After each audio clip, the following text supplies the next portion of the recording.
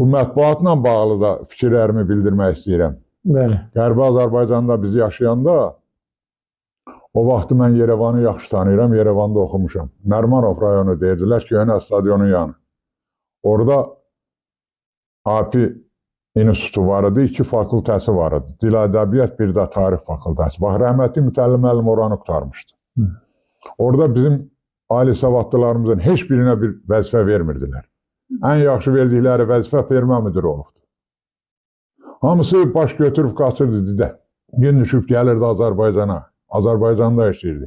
İndi o kənddə gəlmişik Azərbaycana 88-ci ildən bəri. Sadalasaq 100-150-yə yaxın bizim ali təhsil cavan kadrlarımız var.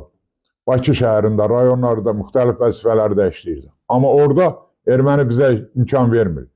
Bir dənə Sovet Ermənistanı qəzeti çıxırdı. Müxbiri də yox idi Azərbaycanda. Bir dənə televiziyanı, biz Azərbaycan dilində televiziyanı baxa bilmirdik. Dəfələrlə o vaxt Sovet hökumətinin dövründə Mərkəzi Komitəyə kənddən ərzə yazdılar. Bir dənə mahnı verirdilər, yeni il qabağı, onu da kəsirdilər.